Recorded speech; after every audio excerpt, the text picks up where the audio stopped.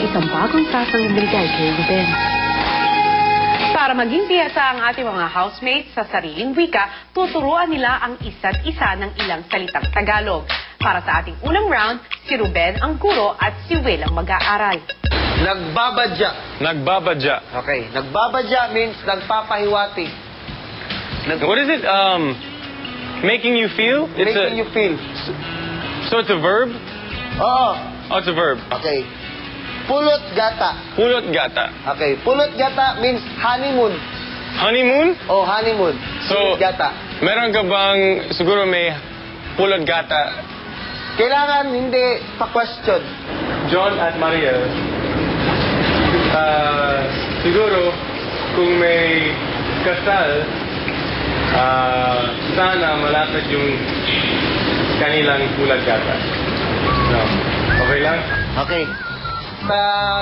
Salawal na bigay ng... Sobrang maikli yung salawal ni Riza. Very good!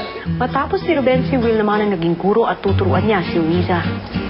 Ang meaning ng bawat na mga salita ay dapat mo ring ituro kay Risa. Pagpasok ng bahay, naabutan ni Ruben ang house guest na si Mariel na excited ipagluto ang mga kasama. I'm cooking! I'm cooking! You're cooking! You're cooking! I'm cooking! Pulot gata. Pulot gata? Pulot gata. Pulot gata. Honeymoon.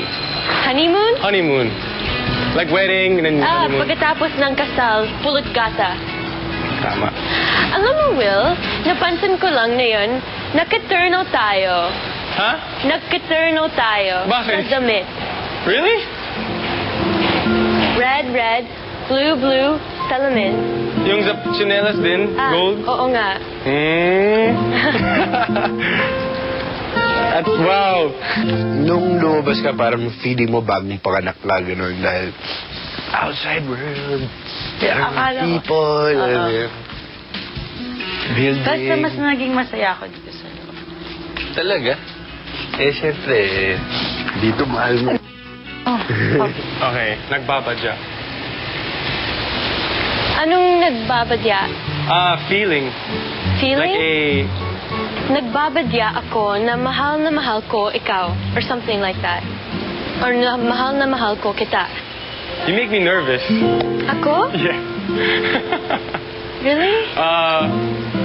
Nagbabadya.